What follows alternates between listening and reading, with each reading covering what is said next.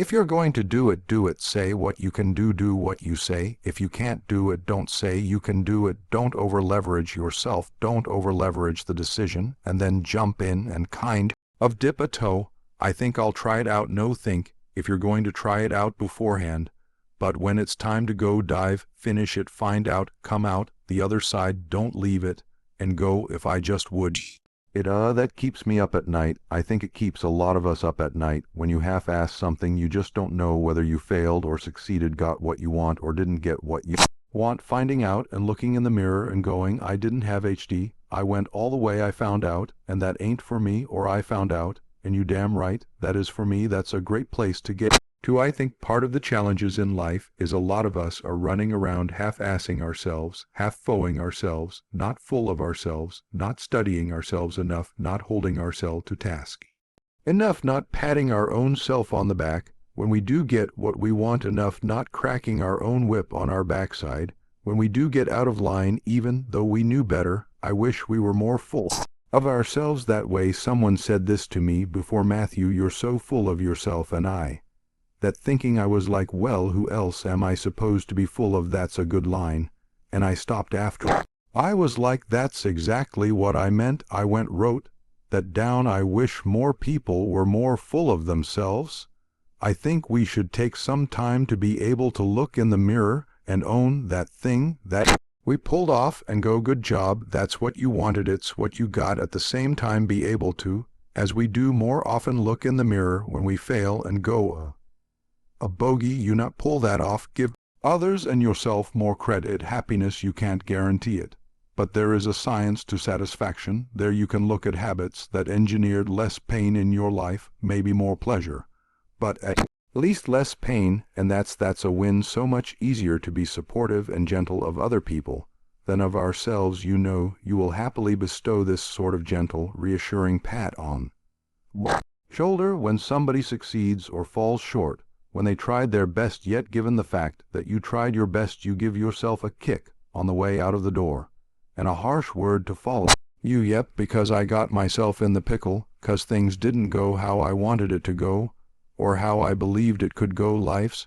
the ironic tragedy. Life is pain. I'm the reason that I stepped in, which is also an asset. Even if someone go you, why are you giving yourself so much credit for screwing that up? We're going to make mistakes. You got to own them, then you got to make amends, and then you got to move on. Guilt and regret kills many a man before their time, so turn the page, get off the ride. You are the author of the book of your music, life. There are habits that I notice of things I take care of in my life: health-wise, faith-wise, father-wise, husband-wise. If I'm doing that consistently, there's less value. The ironic tragedy is that life has to be lived forward, but only makes sense in reverse. When you look back, we can all connect every single dot. It's mathematical, scientific. How we got to this table right here, it's all connected if we go back and look at it. And there's a whole lot of I thought that was the end. Well, it was the end, but it was the beginning of this thing. What you're leaning into is that mystery going forward, right? That ironic that you have something to push off the well. I don't know what I do want, but I do know I don't want that. You have leverage. Yes, you know to it's there, you know. We always say, well, who are you? I want you figure out who you are. And we ask, I try not to ask my kids that now. Well, I want you to know who you are now. Part of that who's helped me is Bob Dylan. Like I don't know what all this talks about. Who we are, man. We are all just what we create ourselves to be. And that gives me a little, oh, that's relaxing. But it's so much easier to figure out who you're not. And if you start eliminating the who I'm not by sheer mathematics, you end up moving toward who more of what feeds you and who you are. And it's a hell of a lot easier thing to go, how can I get rid of some in my life, than it is to go, well, how do I go to my true music self? Do I want to press the accelerator more quickly? Or do I want to take my foot off the brake? Sometimes the hard work and the endurance and the elbow grease, the work harder. We were talking about that hustle is not the way out. Sometimes it's I need to back up, laugh, have a sip of my favorite whatever, and dance my way through the raindrops out of this, Sue. And even looking at the things that are bad and going, oh thank you, appreciate that. I think one of the themes of your world you that I've become familiar with is alchemizing bad times into good ones, a reminder that things that seem bad can end up being good. How can people, or how do you have more of that perspective during a hard time? I probably start off intellectualizing something that I know I probably should believe in, but don't believe in it, and convince myself even to an extent to trick myself that to sit here and go, well, you just tell yourself, this too shall pass, okay, great, well, what the hell's that mean, even if it's true in the moment? You're like, what are you talking about, man? I'm in the debit section. I'm in a warning section. I'm at this sucks. I think that how much I'm conscious of it or not, my undeniable optimism in faith that this isn't all it is, and if it is, oh so what, that's okay, well then really so what, what I mean.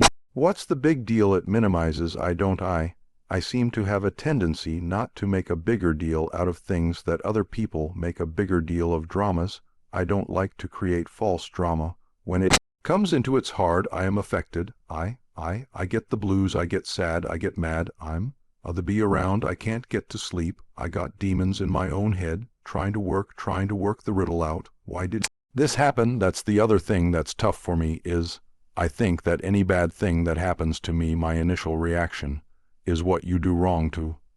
The lead to this heard a quote recently that said, every man knows reflection and introspection. When he's at his lowest bad times, you can't do anything other than wallow in retrospective assessments. But one of my favorite things I've learned from you is when things are going well, given that that's presumably what you want to have more of, may be worth deconstructing that. Yes, can I try and bottle some science here to why things are going well? And I did find consistencies you were appreciating more, you were pointing out beautiful things and not taking them for granted. And so I found a list of things I'm like.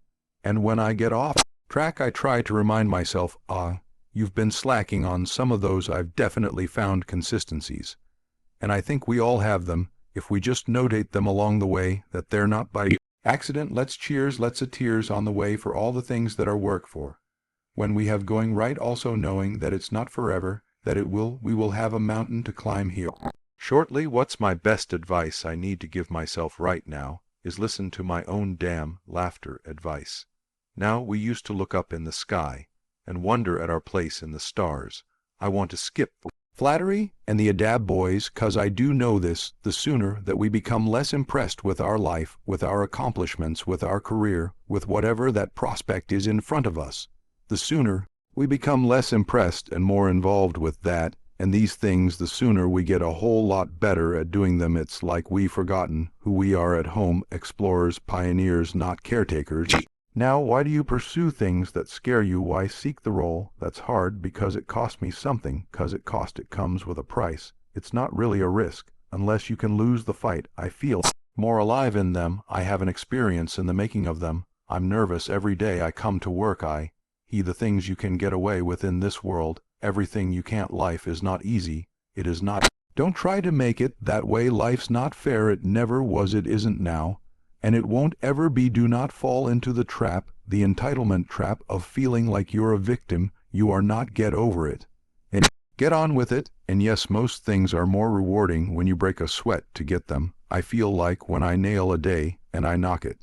And I know I did. I feel like, yes, I have a measure at the end of the day, like you set out to do something, you prepared for it, you had intention, and you did it. That gives me gratification, that makes me feel, gives me significance, that gives me confidence. So be brave, have courage, and when you do, you get stronger, you get more aware, you get more respectful of yourself. And that which you fear, want to talk about our opponent this afternoon, you're bigger, faster, stronger, more experienced, and on paper, they're just better, and they know it too. But I want to tell you something that they don't know. They don't know your heart, what 'cause heading out there is what I feel like I was born to do, and it excites me. Oh, just because you can not come on, it's not a good enough reason to do something, even when it means having more. Be discerning, choose it, because you want it, do it, because you want to. It's on you, it's on music. We remember the stuff, we earn the stuff, we experience more than what the teacher tells us, or what someone gives us for free. We broke a proverbial sweat on it, whether it was mental or physical, or whatever we built it. We understand, we felt how we got it, how we achieved it, how we got what we wanted. Those stick with us whether we forget them. Intellectual. They were written in our lineage, and they build resilience, and they they build a healthy, true optimism going forward to know that, oh no, I've worked for something before and achieved it. Delayed gratification. Oh, there are choices I can make today for myself that will pay me back later in life, and I've got friends, and trust me, I've done it myself, that lose a job and then get another, but won't take it 'cause it's less salary than maybe the one they had before, and all of a sudden find themselves 3, 4, 5, 6, 7, 8 years, a decade later going, they're still stuck. They didn't do anything. They're still saying like, no, I'm going to find that thing, and I'm going like you missed a decade, man.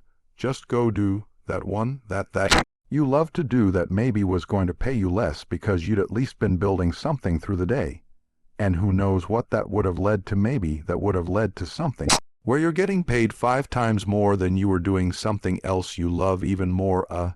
So sometimes it's not even about what choice we make. Just make a choice and commit to it and go and dive in MHMM. So while we're here and they're going to run across the Jumbotron, let's make it a place where we break a sweat, where we believe, where we enjoy the process of succeeding in the places and ways that we are fashioned to, where we don't have to look over our shoulder because we're too busy doing what we're good at, voluntarily keeping our own counsel, because we want to traveling towards immortal finish lines. We write our own book, overcoming our fears. We make friends with ourselves, and that is the place that I'm talking about. From the soles of your feet, with every ounce of blood you've got in your body, lay it on the line until the final whistle blows.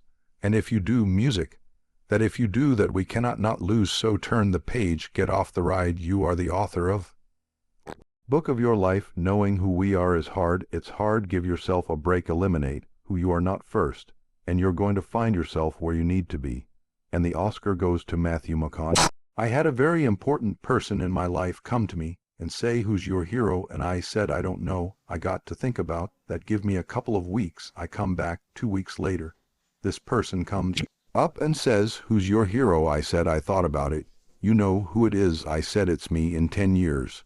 So I turned 25. 10 years later, that same person comes to me and goes, so are you a hero? And I was like, not even close. No, she said. Why? I said, because my hero is me at 35. So you see, every day, every week, every month, and every year of my life, my hero is always 10 years away. I'm never going to be my hero. I'm not going to attain that. I know I'm not. And that's just fine with me, 'cause that keeps me with somebody to keep on chasing. So to any of us, whatever those things are, whatever it is we look up to, whatever it is we look forward to, and whoever it is we're chasing to, that I say amen to, that I say all right, that I say just keep living. Thank you. Nobody has ever choked. I have. You know what I'm talking about. Fumbling at the goal line, stuck your foot in your mouth. Once you got to the microphone, had a brain freeze on the exam that you were totally prepared for. Forgot the punchline to a joke in front of 4,000 graduating students at the University of Houston, commencement. Or maybe you've had that feeling of, oh my God, life just cannot get any better than this moment, and ask yourself, do I deserve this now? What happens when we get that feeling? Tense up. We have this sort of outer body experience where we are literally seeing ourselves in the third person, and we realize that the moment just got bigger than us. You ever felt that way? I have. And it's because we have created a fictitious ceiling, a roof to our expectations of ourselves, a limit where we think it's all too good to be true, but it's not. And it's not our right to say or believe it is. We shouldn't create these restrictions on ourselves. A blue ribbon, a statue, a score, a great idea, the love of our life, a euphoric bliss. Who are we that think that we don't deserve or haven't earned these gifts? When we get them, it's not our right.